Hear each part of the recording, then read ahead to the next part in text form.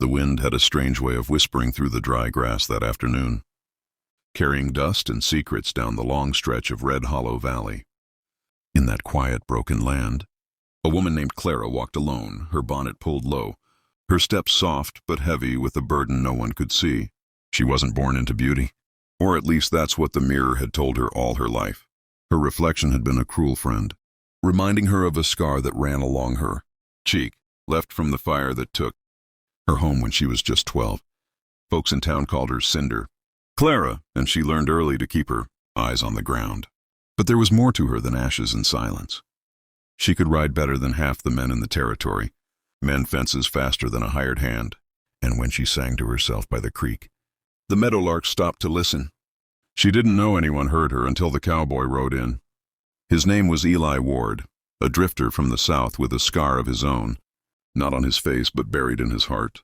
He'd come looking for work at the Riggins Ranch, same place Clara helped cook and tend the horses.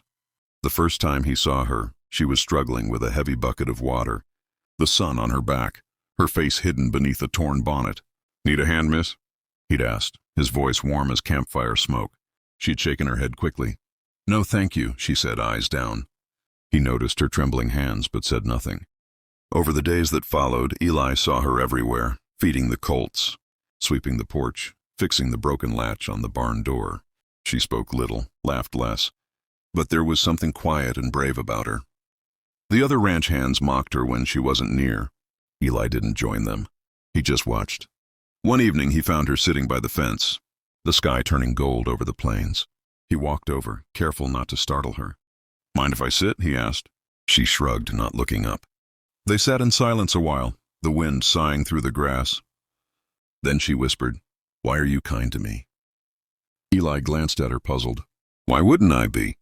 She finally turned her head, the brim of her bonnet tilting back. For the first time, he saw the scar. The fire had left its mark deep and rough across her left cheek, twisting her smile but not dimming her eyes. She met his gaze, half defiant, half ashamed. "Because I'm not pretty," she whispered. Eli studied her for a long time, then said quietly, "That's fine. I need honest, not fancy." His words landed like rain on dry earth. For a moment she just stared, uncertain if he meant them or pitied her. But his eyes didn't lie. They were steady and kind, the kind of eyes that had seen pain and didn't flinch.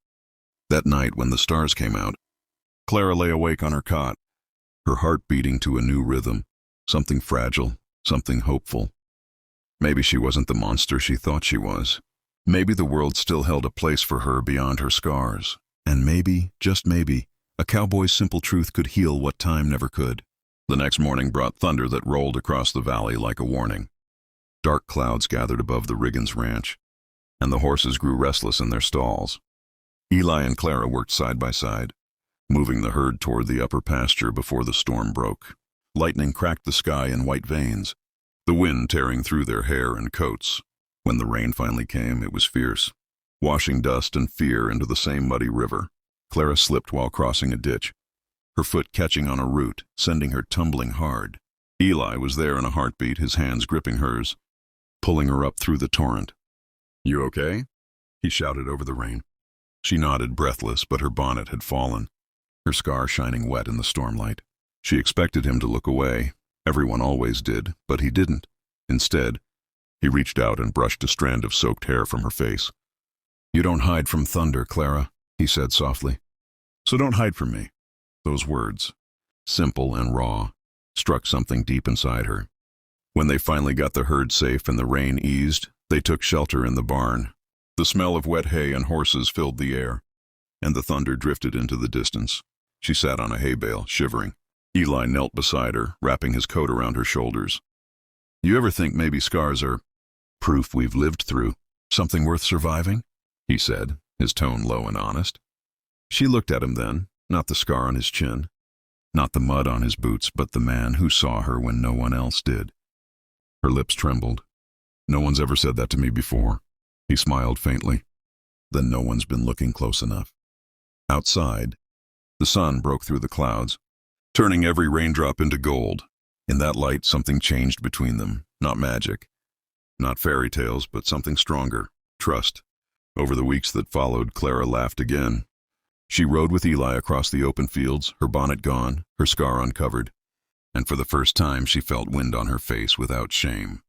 Rumors spread in town, whispers about the scarred girl and the drifter cowboy, but they didn't care, because they'd found something real, honesty, kindness, and a kind of love that didn't need pretty words or perfect faces. One evening, Eli took her to the edge of the valley where the hills met the horizon. He pulled a small silver locket from his pocket and pressed it into her hand. Inside was a single word carved into metal. Enough. She frowned softly. What's this for? He smiled. To remind you, you always were. Years later, folks would tell stories about the cowboy and the scarred girl who built a life out of truth instead of beauty, love instead of pride.